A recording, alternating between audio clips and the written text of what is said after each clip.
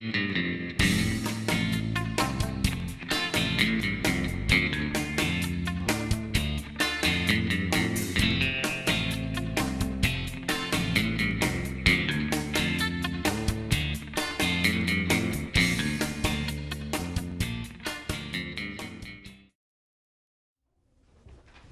I have a motion, please, to open the public hearing? Motion open.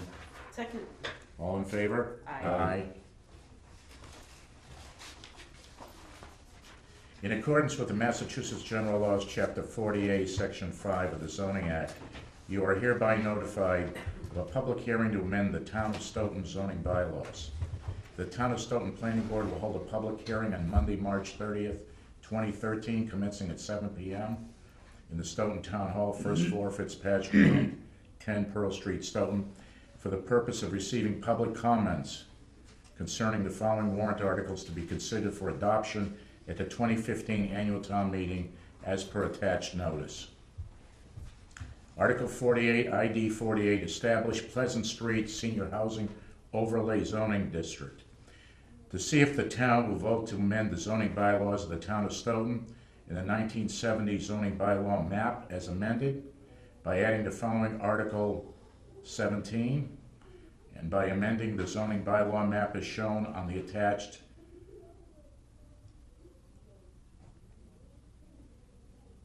Pleasant Street Senior Housing Overlay Zoning District, henceforth Peshad. The purpose of the amendments is to create a senior housing overlay district applicable only to the parcels of land off Pleasant Street which are identified herein and on the Peshad by law map. Most of the land in the proposed Peshad is presently zoned general business, with a portion zoned as residential suburban C. The only use permitted in the proposed overlay district is multifamily housing exclusively for persons not less than 62 years old. This is a housing need that the town's Affordable Housing Plan of 2009 identifies and that is not being satisfied by the current housing stock. The complete text, including the reference map attachment of the proposed bylaw, which has been filed with the Board of Selectmen and the town clerk, and contains the original first 10 qualifying signatures of this petition, and said text shall be published in all legal advertising and in the warrant. Copies of the maps may be requested from the town clerk's office during regular business hours. The petitioners do hereby permit the town meeting to modify or amend this text or to take any action relative thereto. And now to hear from the proponent. Mr. Chairman, thank you. Thank you, ladies and gentlemen. I have been in front of the planning board previously on an informal basis, so I'm not proposing to go through the complete presentation again. Just very briefly, this is a proposal that will only allow residents 62 plus. It is not a 40B project. It will not affect the 11.24% of housing stock that is currently part of your subsidized housing inventory. It has been designed specifically to address that issue so that if this is approved and built, your percentage of subsidized housing will stay at exactly 11.24%. The area that we're proposing to rezone is the area within the red dotted lines. As you know, at this point, it's off Pleasant Street. I can show you a site plan if you would like me to go through that again. But fundamentally, the entry is right here. And the area that we're actually going to be purchasing and building on, if this is approved, is this area in here, which will leave the front of the site, the remainder of the frontage on Pleasant Street for some future use. The current owners do anticipate selling it. It is expected that the structures that are on that site right now will be demolished. The zoning has been designed as an overlay district. It will only have any effect within that parcel of land and nowhere else in Stoughton. There will be no ripple effects from approving this zoning overlay district. It has no effect anywhere else in Stoughton whatsoever. The current zoning does permit senior housing on this site but only if it's done by the Stoughton Housing Authority, which leads me to the thought that what we're really asking you to do is not so much to approve senior housing as a new use on this site, but to allow a private developer to be substituted for the Stoughton Housing Authority for the purpose of providing this housing. I think that's the high points. If you have any questions, I'm more than happy to answer them. If you want more detail, obviously I'm more than happy to provide it. How much, Go ahead, Mr. Angelos. yeah, how much space is not gonna be used? Approximately, How many acres? about approximately 3 acres. 3 acres? 3 acres. This area here, at the front of the site, is approximately 3 acres. And the housing authority could acquire that and build housing on it, is that what you said? The Housing Authority has the ability under zoning, with a permit from the Zoning Board of Appeals, to do senior housing anywhere within this light yellow district. Alright, That's the current GB, general business. yeah, So we have a couple of pieces here that are residential C that are also included. These are basically landlocked parcels that are owned by the Hansons. yeah. And these, under current zoning, could not be used for multi-family, but the rest of this site could. So how many acres are, that the Hansons own can't, that are landlocked? I would say, I don't have a specific number, we haven't actually calculated that, but looking at that, there's probably an acre and a half that's landlocked. It's probably this residence C zone, between this It's in- triangle here and this piece. It's in our subdivision laws that you cannot landlock a piece of property. Well, I suspect that this may even, let me be clear, Yeah, although this is a zoning district, yeah. okay, all of this Can be accessed from is the other owned, piece. is owned by the Hansons and can be accessed from Pleasant Street. So it's not technically landlocked in terms of access for purposes of subdivision, but what I'm saying is that since all these are residences here, these two parcels here, unless they use the access here, could never be developed for residences, unless somebody bought one of these front parcels and knocked the house down and put a road through. So the lots out front could buy that piece, those 2 pieces, and make their lots bigger, is what you're saying? Yes, one of these lots, if they were for sale to them, yeah. Yeah. Absolutely. Okay.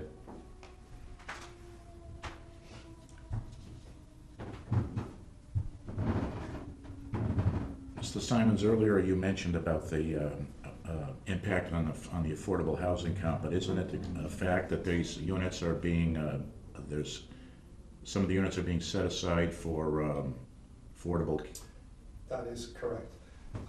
There are 128 units proposed, and of those 128, 15 of them, which is the number we calculated that would be required after you add the other units to the housing stock to keep you at 11.24%, 15 of them will be restricted in perpetuity as low moderate income housing, so part of your subsidized housing inventory. And how that's done is entirely up to the town. My client, just to be clear about this, as we were designing this proposal to give it the best chance of success at town meeting, we were all very much aware of the fact that the 40B issue was a really hot button for everybody in town. So I told the clients up front that you need to address that up front, okay? So before we even opened any discussions with the town or even shown the town any designs whatsoever, the client had already committed to setting aside 15 of these units. How that restriction is accomplished, whether it's by deed or however, that's entirely up to you guys. We will do it any which way you want. The client is completely committed to doing the 15 units permanently part of your subsidized housing inventory. Yes, Mr. Angelos. Yeah, those, out of those 15 units, how many 2-bedroom units you gonna have? Are these all gonna be 1-bedroom units? I don't know the breakdown, to be You know? honest with you. I mean, that probably could be negotiated. in that case. For those of our viewers that are watching the program who may be concerned about the fact that changing the zoning in a particular lot or area is considered to be a violation of referred to as spot zoning, would you address that for the Certainly. purpose of the public? So, The law is actually extremely clear about this, and in fact, we have provided to various boards in town what we call our storybook. Okay? And if you look, if you have access to this, it's actually on the Selectmen's website, the entire thing. If you look at tab 8, you will find there part of the conclusion from the 2009 housing report that the town had prepared. And one of the conclusions of that housing report is that senior housing is an unmet need in town that is only going to become more critical as time goes on. Immediately after that, I provided a chapter from what's referred to as the Massachusetts Zoning Manual. This is a standard zoning textbook that all practicing zoning lawyers in Massachusetts use as a basic reference. And I took from that section, that manual, the section that deals with spot zoning. And I have included the entire section verbatim from the manual. No additions, no editing, no opinions by me. It is verbatim from that manual. And when you read the sections that I took the liberty of highlighting, you will see that the law is extremely clear that the only time the spot zoning applies is when, and then I'm going to emphasize this from a legal basis because people use the term in another context, which I'll address in a minute. The only time spot zoning applies in a legal context is when the only person that's going to benefit is the landowner. And the zoning's being changed solely for the benefit of the landowner. But where there is any possibility, and the courts give great deference to this, when there's any possibility at all that the municipality will also benefit from the zoning change, that takes it completely out of a legal spot zoning issue. Because the law is very clear that if the objective that you're trying to accomplish, or that the municipality is trying to accomplish, is being addressed by the proposed rezoning, it is not spot zoning from a legal perspective at all. I've heard a number of people of town use the term spot zoning in a more colloquial fashion, okay? And that term will get thrown around. The reality is, though, that other than in a purely legal context, the term spot zoning has no meaning or relevance whatsoever. It's either illegal spot zoning or it's not. And any use of that term is meaningless. It's a total red herring. People are throwing it up against the wall in an attempt to see whether they can get any traction if they are not in favour of this proposal. And it's a total, utter, and complete red herring. Would you mention the fiscal impact that this project might have on the town? Yes, we hired a consultant called John Conway.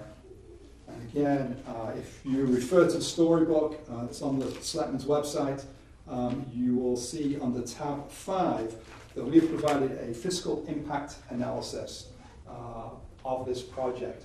One of the nice things about senior housing is that it takes any consideration of the school budget completely off the table from the get-go. And that's approximately 60% of the average municipal budget. Our consultant, John Conway, has been preparing these fiscal impact analysis for a very, very long time. In fact, he used to be, I believe, the town administrator for Burlington, and is now going to, he's retired from that, and has now got a private consulting practice. And he's provided these reports for, I couldn't put a number on it, but a very large number of proposed projects throughout the Commonwealth.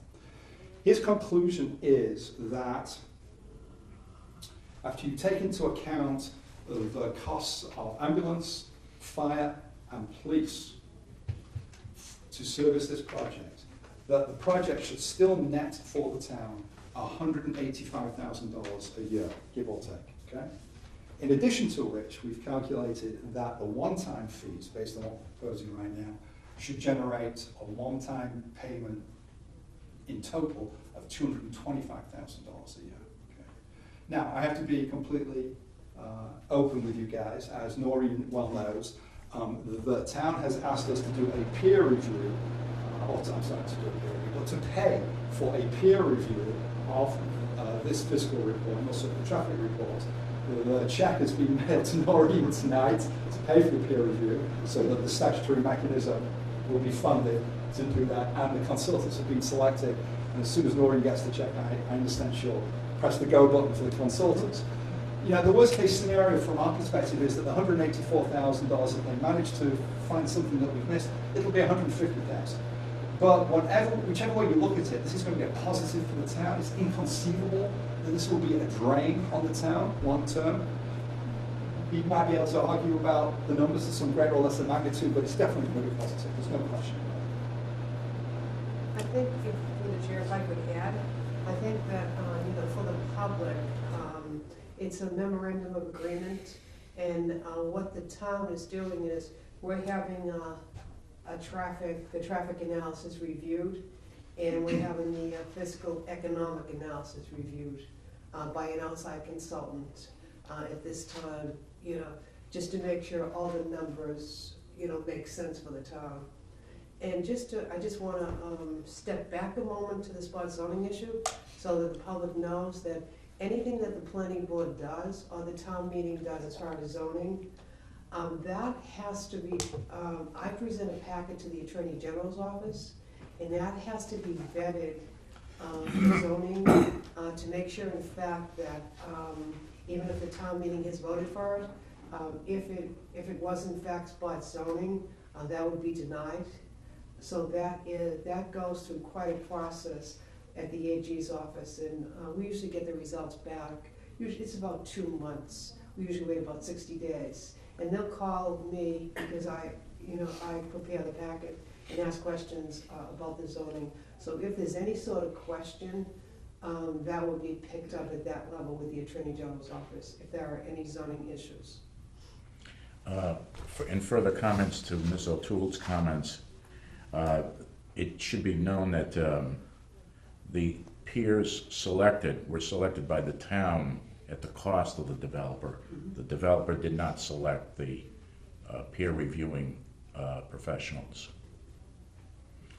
We have members of the public here with us this evening. I don't know if anybody would like to either ask a question or make a statement about this project. Yes, Ms. Frankel? Yes, I was curious, Mr. Simons, can you explain where the number, what the number 184,000 is consists of? Sure. So what we did was, you have to take the school budget off the table, because obviously no children in this development at all. You're left with the various costs for the municipality to service this. Now, we pay for our own water and sewer, etc. Pleasant Street's a fixed cost, okay? So it's really the services provided to the facility that are not currently being provided by the town. That consists basically of services by fire and police. So what the consultant did was, he went to the fire department and he went to the police chief and he asked them how their numbers work, and he got specific numbers for the cost of police and fire per household. And then we extrapolated that to our project. Now, at that point, we could have manipulated the numbers on the basis that since we are a 62+ community, it's less likely that police are going to get called on a regular basis. But we didn't do that. We used the absolute numbers that the police chief and the fire chief gave us. More likely that the fire department will be called because they also are the ambulance service. They used the hours. They used the numbers for the hours. So that was off. We took the most accurate data that the police and fire department could provide us. What we then did was that the report was developed as a draft, and then it was sent back to the fire chief and the police chief. Police chief didn't comment on it, although when we were here last week, he walked into the room and Mr. Connery, our consultant, recognized him, went up and asked him, was everything okay? And the police chief went, yeah, sure. When we sent the draft report back to the fire chief had some issues with it, because apart from the numbers that the fire chief had given us initially, we had used some average numbers for reimbursement rates for ambulance rates. And it turns out that according to the fire chief, this community has a lower average reimbursement rate for ambulances than any other community in the Commonwealth that Mr. Connery is aware of, which is basically every community in the eastern part of the Commonwealth. The results of, so fire chief objected, we then used what he said was his reimbursement rates. And what that did was it dropped the original number of about 198,000, give or take, to 184. So we're actually using the most conservative, although our consultant's still doing a scratching his head about why the reimbursement rates here are so much lower than anywhere else, we can't figure it out. But we used the numbers he gave us, and dropped it about $12,000 to $15,000 in terms of the actual net to the town. And that's how it was calculated. A point, Is it based on the taxes that they're gonna, that the development? Oh, I'm pay? sorry, Is yes, that- oh, okay. yes, Got it. exactly, yeah. So Okay. he also went to the assessors Oh, and asked them how they were going to calculate the tax. I'm sorry, no, I assume that was given. okay. And then you subtract the costs. Yeah, exactly. Okay, all right. Yeah. I was going to mention that you mentioned the arbors they use as a comparison, the police and fire chief. Yeah. But isn't it a fact that the I don't know about the police, I think the fire chief. Yeah. that the arbors is an assisted living facility and yours is not, It's so not, there'd be yeah. less Yeah. ambulatory. Yeah, but it was the nearest comparison we could find. So we used those numbers notwithstanding. So that that, fact. my point is that it's a more conservative It's, number. we've not, it's a bad idea to be too aggressive when you're producing these reports. So we wanted it to be as conservative as possible. We're not trying to present something that's an artificially inflated number. People make mistakes. If we've missed something, the peer review will tell us. We can't figure out what it is that we could have missed. But, for example, when I talked to Mr. Hartman, he, without actually specifying anything, he was a little dubious about the numbers, which is why I think that may have been the source for the request for the peer review. And the peer reviews are very common whenever these kinds of developments are proposed across the Commonwealth. So we didn't really, I mean, we didn't blink twice at the idea of doing it. It would have been nice if we didn't have to, but, you know, it's $11,000, it's money well invested for the credibility that it should give us, and we're happy to do it. If we made a mistake, then it'll tell us, and we'll correct things, but we can't figure it out.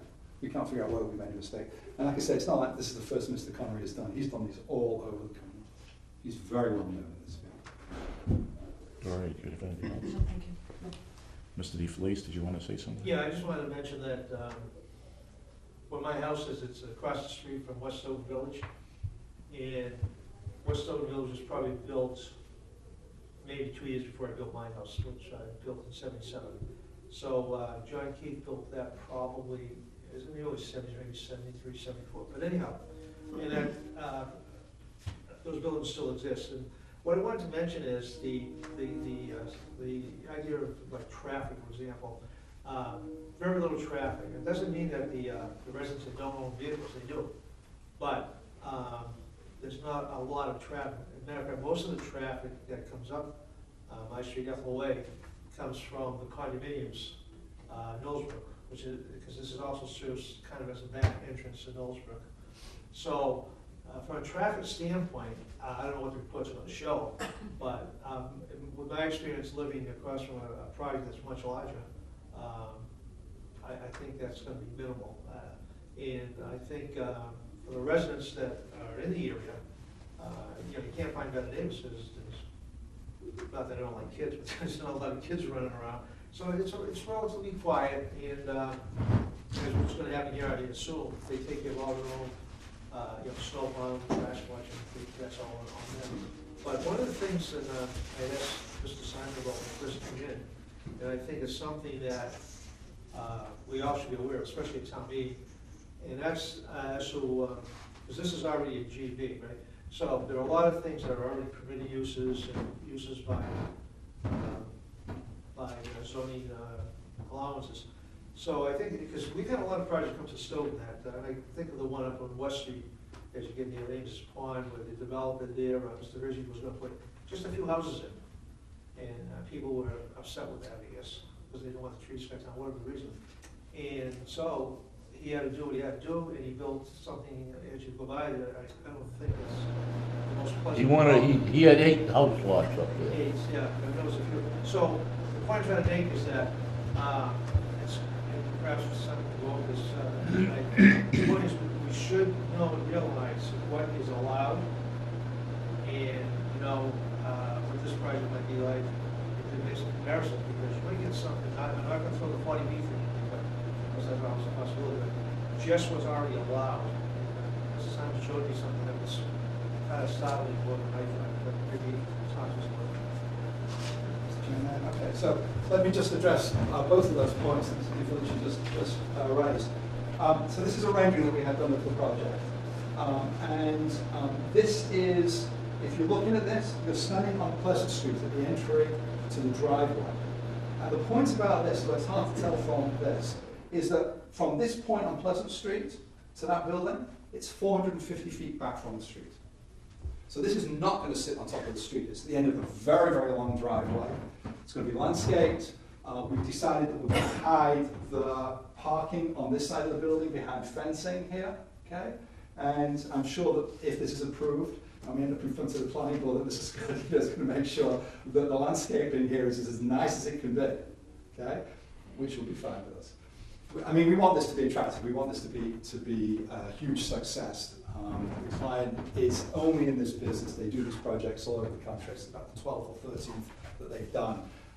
And they know what they need to do to make this as attractive as possible to the residents. Just as an aside, we've had, actually there was an ad in the Penny Saver just this on Friday, and I don't know what the response to that is because I haven't talked to the consultants about it, but to the first ad in the Penny Saver that went in, we had just to the email address that was in the ad, we had 20 inquiries. Plus, we found out from the staff at the Penny Saver that a whole bunch of people had called in and said, we don't have an email. How do we contact these people? There's no phone number in the ad. So there are an undefined number of additional people as well who are interested in this. There seems to be a real demand for this in Stoughton. Let me go to Mr. DiFelici's second point. As you can see from the overlay plan, this entire area here, it's not all owned by the Hansons, but everything within the red lines is.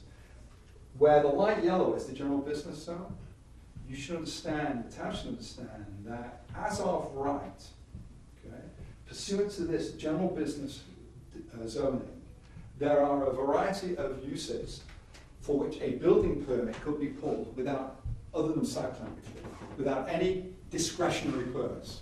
Don't need a permit from the ZBA, don't need a permit from the selectmen, and as you probably know, if it's an as-of-right use, the only permit that would be required would be a site plan review permit. The law says that if it's an as-of-right use, site plan review cannot be denied. So the bottom line is that right now, on this general business district, we've had enough engineering done to know, and we will do this because we're not in this business, but the land's for sale, so it's a possibility if this doesn't go through, it will get sold to somebody who does want to do this. Is that you can put a 70,000 square foot building with sufficient parking to satisfy current zoning with just site plan review approval, which cannot be denied. So what we're proposing really is a downzoning. We're proposing a much less intensive use, a use that's a lot friendlier to the neighborhood, and a use that will generate a lot of positive revenue for the town without soaking up a lot of services, and without messing up the traffic on Pleasant Street more than it's already messed up. Because the only way out of this right now is along Pleasant Street. So if someone put a 70,000 square foot building, the only way out would be here. Okay? Which I don't think is a terrific idea, but it couldn't be stopped. I mean, it's there to be had if somebody wanted to do it. So. Anything else from anybody? The board? Almost set. Okay, can I have a motion to close the public hearing? Motion to close public hearing. Second? Second. All in favor? Aye. Now the planning board will recess into deliberations on its recommendation to town meeting with respect to this article. What be the pleasure of the board as far as recommending this? Second to that motion? Yeah. I would say that it's unanimous. Thank you all very much. I'll now entertain a motion to adjourn the planning board meeting. Motion to adjourn the planning board meeting. Second? All in favor? Aye. Aye. Aye. Thank you, I appreciate it.